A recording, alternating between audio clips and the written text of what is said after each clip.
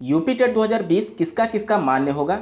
BEd के condition में किस वर्ष और बीटीसी के कंडीशन में किस सेमेस्टर में पास किया गया यूपी टेट का सर्टिफिकेट मान्य होता है?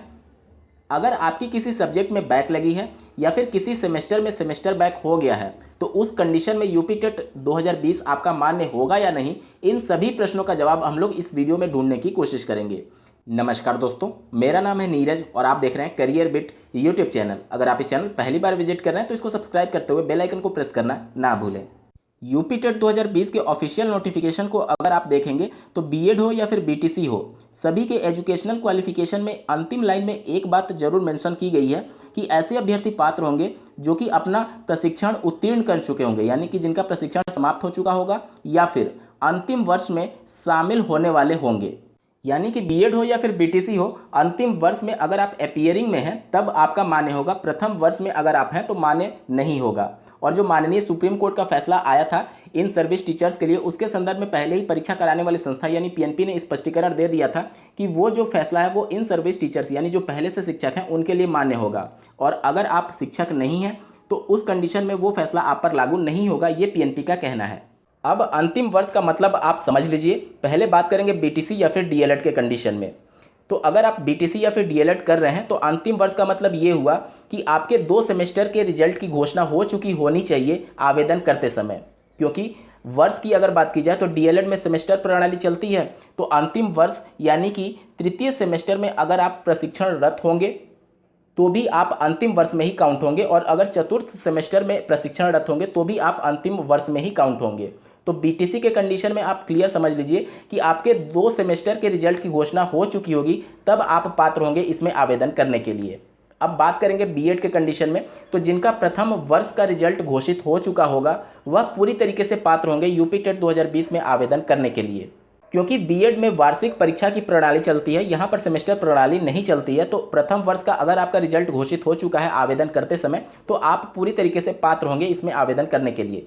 और जो मिनिमम एजुकेशनल क्वालिफिकेशन का जो क्राइटेरिया डेट होता है वो आवेदन करने की अंतिम तिथि तक है, यानी कि अगर यूपी टेट 2020 के अंतिम तिथि तक आप फर्स्ट ईयर या फिर बीटीसी के कंडीशन में सेकंड सेमेस्टर के रिजल्ट की घोषणा हो चुकी है तो आप पूरी तरीके से पात्र होंगे इसमें आवेदन करने के लिए।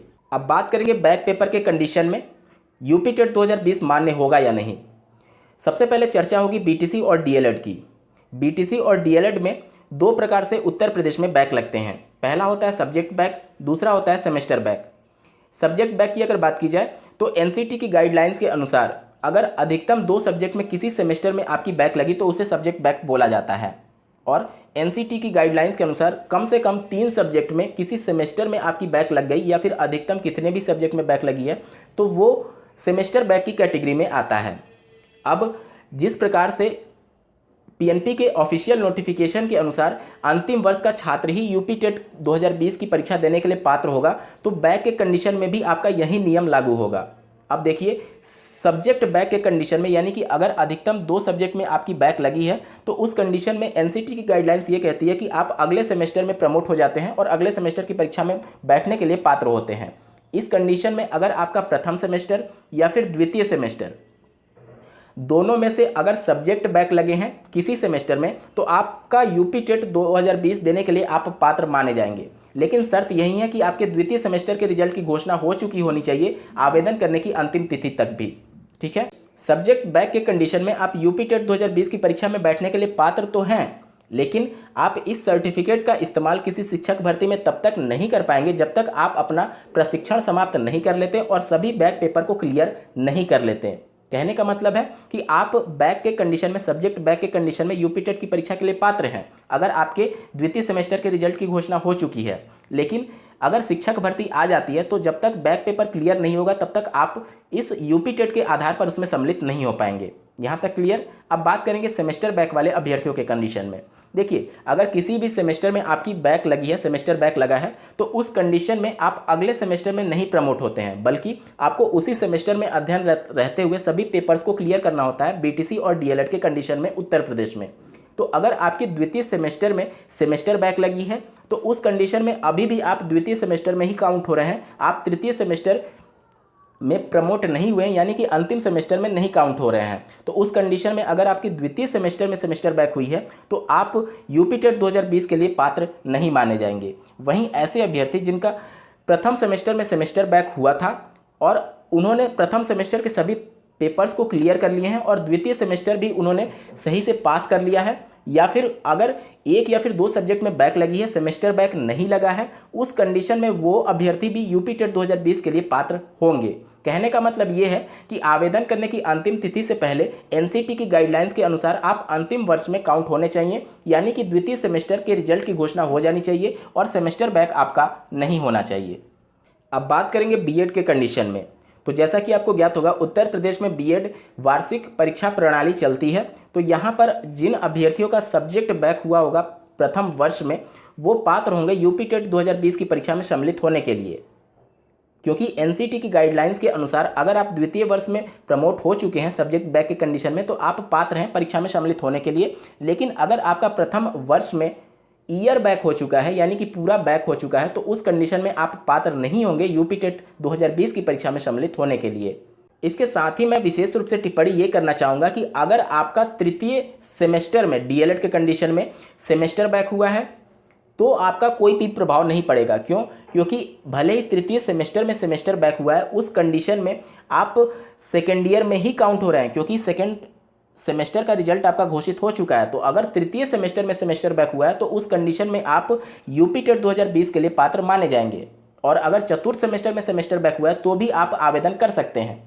और बीएड के कंडीशन में भी सेम स्थिति है कि अगर द्वितीय वर्ष में आपका ईयर बैक हुआ है तो उस कंडीशन में आप पात्र माने जाएंगे, क्योंकि आप द्वितीय वर्ष में अभी भी काउंट हो रहे हैं। कहने का मतलब यह है कि आप अंतिम वर्ष में किसी भी तरीके से काउंट होने चाहिए, प्रथम वर्ष या फिर द्वितीय सेमेस्टर प्रथम सेमेस्टर में काउंट नहीं होने चाहिए। ये तो हो गया जनरल आइडिया। अब आप लोग के बहुत सारे स्पेसिफिक बैचेस से भी प्रश्न आते हैं कि 18 बैच और 19 बैच के विभिन्न केसेस में क्या होगा, तो उन सब के बारे में मैं जल्दी से चर्चा कर लेता हूं। देखिए, अगर डीएलएड 2018 बैच से आप संबंधित हैं और सेकेंड सेमेस्टर में सेमेस्टर बैक हुआ था और अभी भी आप सेकेंड सेमेस्टर में ही हैं, तो उस कंडीशन में आप आवेदन करने के लिए पात्र नहीं होंगे। इसके अलावा अगर तृतीय सेमेस्टर या फिर चतुर्थ सेमेस्टर में सेमेस्टर बैक हुआ था या फिर किसी भी सेमेस्टर में आपका सब्जेक्ट बैक लगा है तो आप पात्र हैं यूपी टेट 2020 के आवेदन करने के लिए। 2019 बैच की मैं बात करूंगा तो 19 बैच में बहुत सारी समस्याएं हैं, क्योंकि पीएनपी के द्वारा अभी प्रथम सेमेस्टर के रिजल्ट की घोषणा नहीं की गई है और किस प्रकार से बैक प्रशिक्षुओं को प्रथम सेमेस्टर में प्रमोट का लाभ दिया जाएगा या नहीं, इस पर भी बहुत सारी चीज़ें डिपेंड करेंगी कि आप यूपी टेट के लिए आवेदन कर पाएंगे या फिर नहीं।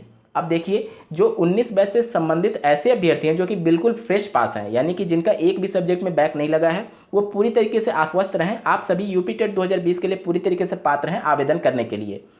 लेकिन जिस प्रकार से पहले पीएनपी के द्वारा ये बातें निकल करके आ रही थी कि जिनका द्वितीय सेमेस्टर में एक भी सब्जेक्ट में अगर बैक लगा तो वो प्रथम सेमेस्टर के सारे सब्जेक्ट्स को उनको देना होगा, तो उस कंडीशन में आप देख लीजिए कि भले ही उनके द्वितीय सेमेस्टर के रिजल्ट की घोषणा हो चुकी है, लेकिन प्रथम सेमेस्टर के रिजल्ट अभी पेंडिंग है, क्योंकि जब वो परीक्षा देंगे तभी तो वो उसमें पास हैं या फिर फेल हैं वो डिसाइड होगा।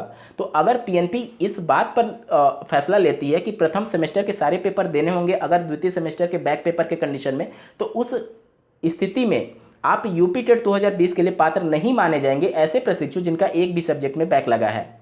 मैं उम्मीद करता हूँ कि अब टेट किसका मान्य होता है और किस सेमेस्टर किस वर्ष के बाद मान्य माना जाता है, इन सब के रिगार्डिंग जो भी आपके मन में डाउट आ रहे होंगे सब मैंने क्लियर कर दिया है। अगर आप जानना चाहते हैं कि यूपी टेट 2020 में कौन कौन से अभ्यर्थी पात्र हैं आवेदन करने के लिए, तो इसके रिगार्डिंग एक डेडिकेटेड वीडियो में मैंने बातें कर रखी हैं। अगर आप चाहें तो उस वीडियो को देख सकते हैं इस वीडियो में दिए गए डिस्क्रिप्शन में लिंक के माध्यम से। तो इस वीडियो के समाप्त होने के बाद से आप इस वीडियो का डिस्क्रिप्शन जरूर चेक करिएगा।